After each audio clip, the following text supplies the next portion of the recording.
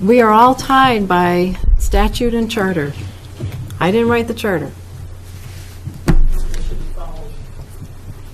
So, is there somebody else who would like to speak? Mr. Stapleton.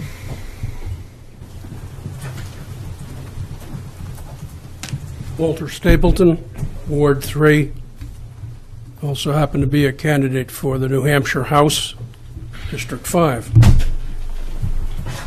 I'm not going to ask any questions because I do understand that this is not the proper venue for an audit that would really accomplish the details needed. So I have some comments and a suggestion. My comments derive out of a report that I became privy to, known as the Sullivan Report. Now, some people think that this is a fine piece of work. Others think that it's not so fine. But what he has in that report, which is available on your computer and website, are excerpts from city records and tax records, valuation cards, payment cards, some further detail. And I believe Representative Gauthier had done a lot of contribution to that report in investigating and reporting the detail. There is a lot of textual interpretation within that Sullivan report recently published. Well, you can take that as you like it or don't like it. But some of the more salient points: this property was valued at $670,400. Topstone requested, apparently, a reduction to $125,000. The assessor apparently saw better to reduce it to $175,000.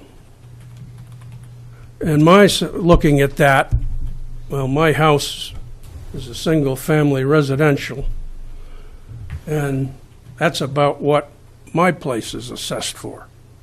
And here we're talking about a commercial property on a large piece of land, 3 or 4 story building, and I can't see how that comes to $175,000, especially when I understand through some other sources that there was $1 million or so input into this structure, this property, over the course of time for elevators, windows, repairs of leakage, general improvements.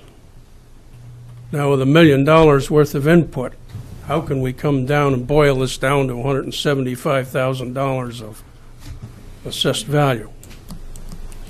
And then the report shows various zero out of several years of tax payments, ostensibly because of the abatement, and then shows some payment, but the payment dates don't seem to correspond to open office times.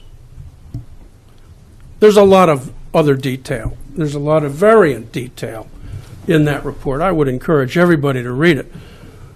The upshot is that we collected, as of August of 2018, $8,000, and that was for apparently the 2018 and for the building and the vacant lot adjacent to it. So, as people have stated before, we're looking at $222,000 of gone money, however you want to define that. What I'm going to say is that we can't do much about that here and now, and as the attorney pointed out, this is not a proper venue for a proper or in-depth look into this. But I would suggest that the council and the city, by a professional tax auditor, and maybe in coordination with the Board of Land and Tax Appeal, and any other state agencies that have expertise and authority in this matter, and open it up and let the professionals discern how this all came about. And then it can be made proper public record upon which the council can act and the citizens could know what's happened here. Thank you. Thank you.